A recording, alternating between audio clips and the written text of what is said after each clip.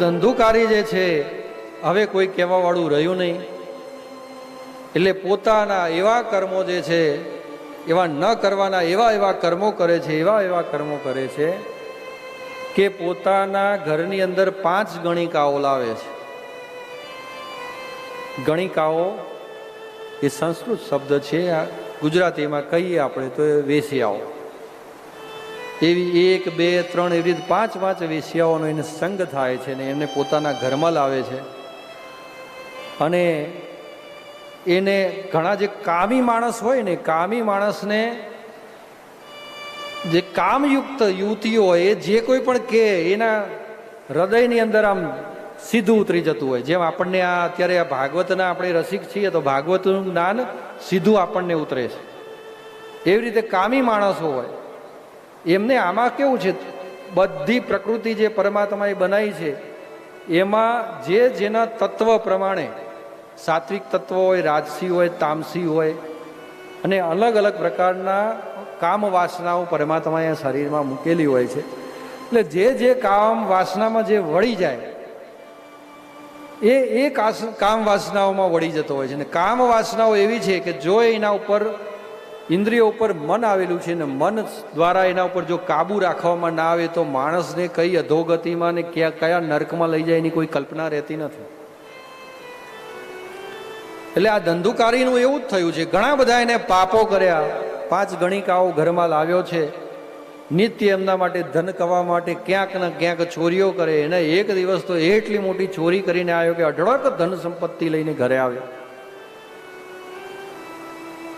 બધી ગણિકાઓને બતાવી કે જો આ બધી ધન સંપત્તિ હું તમારા માટે જ લાવ્યો છું.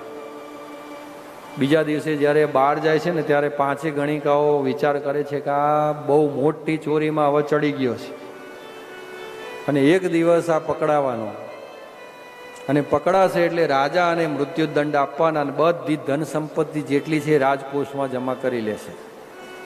એટલે આપણી પાસે જે આ ધન સંપત્તિ છે બધી જતી રહેશે. એટલે આજે આપણને મોકો છે કે જેવો ધંધુકારી આવે ને એટલે સારી સારી મીઠી વાતો કરીએ, દૂધની અંદર ઝેર આપી અને એને મારી દઈએ. બધી ગણિકાઓ તૈયાર થાય છે કે જે ધન છે ધનના આપણે 5 સરખા ભાગ કરી દઈશું અને લઈ લઈએ, પછી ધીમે ધીમે અહીંયાથી પલાયન થઈ જઈએ. એટલે બહાર હતો એટલે એક રૂમની અંદર સુંદર મજાનો મોટો ખાડો કરી રાખ્યો. ખાડાની ઉપર મસ્ત આમ જે કહેવાય બેડ, આપણે પહેલાં તો ખાટલા આવતા ગામડામાં, ખાટલો આખો મસ્ત શણગારીને મૂકી દીધો.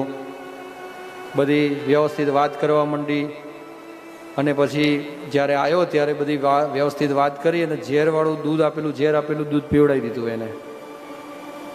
પછી તડપવા માંડ્યો ને આમ તડપવા લાગ્યો એટલે એને જે ખાટલો હતો ને ખાટલા જોડે બાંધી દીધો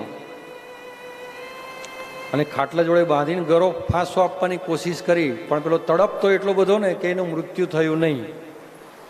એટલે ચૂલો જે હતો એ ચૂલાની અંદર અંગારા સળગતા હતા. એટલે ધગધગતા અંગારા જે હતા ને એક વાટકામાં લઈ અને મોઢું પરાણે આમ ખોલીને એક અંગારો એના મોઢામાં ભરવામાં આવ્યો અને એક અંગારો ભરી અને તડપતો એ જીવ અવગતિએ ગયો. અને જેવો જીવ અગત્ય ગયો એટલે એ જે ધંધુકારી છે એને આ જે ગણિકાઓ છે ખાટલાની નીચે જે ખાડો કર્યો તો એ ખાડામાં પધરાઈ માટી પૂરી દીધી. કોઈને વાસ ના આવે એટલે થોડું મીઠું ને એવું પણ અંદર નાખી દીધું કે કોઈને વાસ આવે નહીં. અને ધીમે ધીમે બધા પૂછે કે ભાઈ ધંધુકારી ક્યાં છે? ગામવાળા પૂછે ને કે ભાઈ બહાર ધન કમાવા ગયા છે તો 1 વર્ષે આવશે. એમ કરીને એ જે ધન હતું એ ઘરમાં ધન હતું એ ધનના 5 ભાગ પાડ્યા અને ધીમે ધીમે 1 ગણિકા, બીજી ગણિકા, ત્રીજી ગણિકા એમ કરીને 5 ગણિકાઓ જઈને ઘરને લોક મારીને જતી રહી બધી. ઘણો સમય થયો એટલે ગામવાળાને ચિંતા થઈ કે નક્કી આ 5 જે સ્ત્રીઓ હતી એ બહુ વ્યવસ્થિત હતી નહીં, નક્કી ધંધુકારી પાસે કંઈક થયું છે. એટલે ઘરનું લોક તોડ્યું, બધી જોયું તો એમાં એક ખાડો દેખાયો. ખાડાની અંદર જોયું તો ભાઈ બહાર કાઢ્યું તો એક શબ નીકળ્યું બહાર. એટલે ગામવાળાએ ભેગા થઈને અગ્નિ સંસ્કાર કરાયો અને પછી જે છે એ એમને જે સંદેશો છે એ કે ભાઈ ગોકર્ણજી ક્યાં છે, આપણે એમના ઘરના વ્યક્તિઓ તો કંઈક સંદેશો આપવો પડે. એટલે ગોકર્ણજીને સંદેશો આપ્યો. તો ગોકર્ણજી એ વખતે ગયા તીર્થમાં હતા. ત્યાં જેવો એમને સંદેશો મળ્યો તો ગયા તીર્થની અંદર આ ધંધુકારીનું સારામાં સારું તર્પણ કર્યું એમને. અને તર્પણ કરીને બધી યાત્રાઓ કરી અને પાછા જ્યાં ગોકર્ણજી ગામમાં આવે છે ત્યાં બધાને ખબર પડી કે ગોકર્ણજી આવે છે, ત્યારે એમનું ભવ્ય સ્વાગત થાય છે ગોકર્ણજીનું. ગોકર્ણજી ઘરે આવે છે, શાંતિથી નિરાતે બાર જે પોતાની ઓસરી છે એમાં બેઠા છે. ત્યાં રાત્રે ભયંકર અવાજો આવવા લાગ્યા. અલગ અલગ રૂપો જે છે આમ થવા લાગ્યા. ઘડીકમાં પાડાનું રૂપ થઈ જાય, હા હા હા હા કરીને મોટો અવાજ આવે. ઘડીકની અંદર રાક્ષસી સ્વરૂપ થઈ જાય. એટલે ગોકર્ણજી બધી વિદ્યાઓ જાણતા, એટલે હાથની અંદર જળ લઈ અને સીધું એ પ્રેતાત્મા ઉપર છાંટ્યું. અને કોણ છે તું, શા માટે અહીં આવ્યો છે, એમ કરીને જ્યારે બોલે છે ત્યારે ધંધુકારી બંને આંખે રડવા લાગે છે. બંને આંખે એટલું રુદન કરે છે કે હે ભાઈ, બચાવો બચાવો, મને આ પ્રેત યોનિમાંથી બચાવો. હું તમારો ભાઈ ધંધુકારી છું. બ્રાહ્મણ હોવા છતાં મેં કોઈ પણ પ્રકારના જીવનમાં બ્રાહ્મણોના કાર્ય કર્યા નથી. મેં લોકોને જીવનમાં રંજાડ્યા છે, ના કરવાના સંગો કુસંગો કર્યા, અને એના કારણે મારી આ ગતિ થઈ છે ને મારો જીવ આ અગત્ય ગયો છે. અને અત્યારે આ બ્રહ્મ રાક્ષસ થઈને હું ભટક્યા કરું છું. પ્રેત યોનિમાં મારો વાસ થયો છે, મારો કંઈક ઉદ્ધાર કરો. એટલે ગોકર્ણજી કહે છે કે મેં તો ગયાની અંદર તારું તર્પણ કર્યું છે, શ્રાદ્ધ વિધિ કરી છે, તર્પણ કર્યું છે, તો હજુ તારો જીવ ભટકે છે. એટલે સામે ધંધુકારી કહે છે કે હે ભાઈ, તમે મારા માટે 100 જેટલા તમે શ્રાદ્ધ કરશો ને તર્પણ કરશો, કે 1 કોટી 1 કરોડ જેટલા પણ તમે તર્પણ કરશો તોય મારી મોક્ષ ગતિ થવાની નથી. કારણ કે મેં પાપો એટલા કર્યા છે કે જે કોઈ રીતે એનો સમન્વય થાય એવો જ નથી. પણ કંઈક રીતે મને આમાંથી છોડાવો. ગોકર્ણજી કહે છે કે હે ધંધુકારી, તું અત્યારે નિશ્ચિંત થઈ તારું જે સ્થાન છે ત્યાં જતો રહે અને કોઈને પણ હેરાન કરતો નહીં. અત્યારે પ્રેતાત્મા બન્યો છે તો પ્રેતાત્મા બનીને બીજાને હેરાન કરતો એવું હવે ના કરતો. જ્યાં તારું સ્થાન છે ત્યાં જતો રહે. હું આનો કંઈક માર્ગ શોધું છું અને માર્ગ શોધી અને તને જે હોય એ માર્ગ તને કહું છું અને એ પ્રમાણે આપણે કંઈક કાર્ય કરીશું. બીજા દિવસે ગોકર્ણજી બધા ગામવાસીઓને ભેગા કરે છે. ઘણા વિદ્વાન પંડિતો હોય છે ગામની અંદર, એ બધાને બોલાવે છે ને સભા ભરી અને રજૂઆત કરે છે કે કાલે રાત્રે ધંધુકારી જે મારો ભાઈ છે પ્રેતાત્મા પ્રેતવાસ થયો છે એનો, અને એ કાલે મને નજરે આવ્યો અને એને બધી એની આપવીતી મને કહી. તો એના મોક્ષ માટેનું કંઈક સાધન તમે જાણતા હોય તો કહો. કારણ કે મેં તો ગયાજીમાં જઈ અને એનું શ્રાદ્ધ કર્યું છે. ગયા તીર્થનું બહુ મહત્વ છે અને ગયા તીર્થમાં એનું શ્રાદ્ધ કર્યું, એનું તર્પણ કર્યું, છતાં એને મોક્ષ ગતિ પ્રાપ્ત થઈ નથી. માટે કંઈક એવું સાધન તમે જાણતા હોય, કંઈ એવું સદકર્મ જાણતા હોય તો તમે અમને કહો.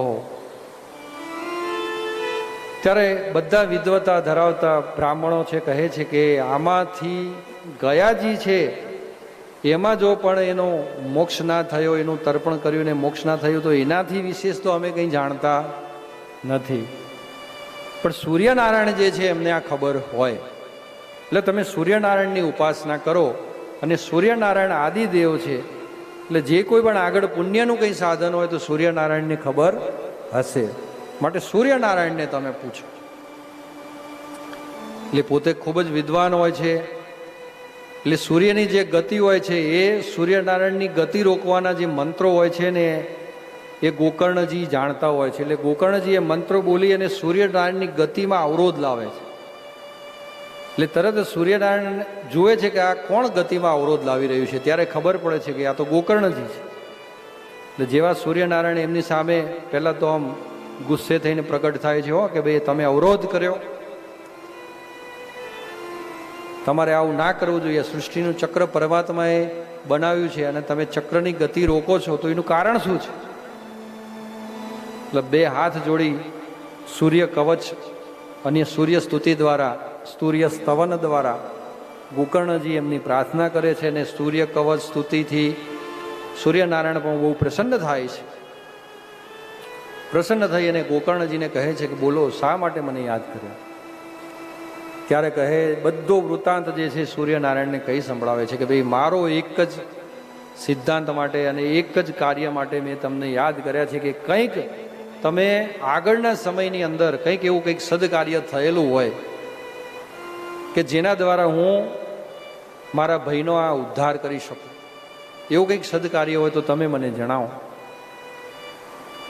ત્યારે જે ભાગવતજીનું જ્ઞાન જે પ્રાપ્ત થયું અને પરીક્ષિતનો જે ઉદ્ધાર થયો, એ બધી કથા જે છે એ ભાગવત શાસ્ત્રનો મહિમા એ સૂર્યનારાયણ દેવ જે છે એ ગોકર્ણજીને સમજાવે છે.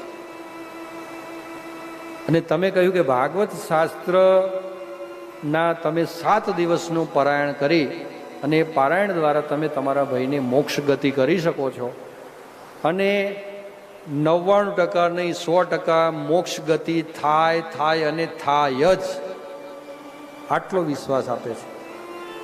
સૂર્યનારાયણને નમસ્કાર કરે છે. સૂર્યનારાયણ એમના સ્થાને જાય છે અને ગામવાળા જે બધા છે એમને વાત કરે છે કે આવું એક શાસ્ત્ર છે ભાગવત શાસ્ત્ર કે જેનું આપણે શ્રવણ કરવાથી, મનન ચિંતન કરવાથી અને પારાયણ બેસાડી અને વિધિવત રીતે 7 દિવસ કથાનું શ્રવણ કરવાથી ગોકર્ણજી કહે છે કે ધંધુકારીનો મોક્ષ થશે. તો મારા ભાઈના માટે તમે ગ્રામજનો બધા બ્રાહ્મણ પ્રિય છો, તો મારા ભાઈના મોક્ષ માટે તમે બધા કથા શ્રવણ કરવા આવો અને એના મોક્ષ માટે આપણે કથા કરીએ.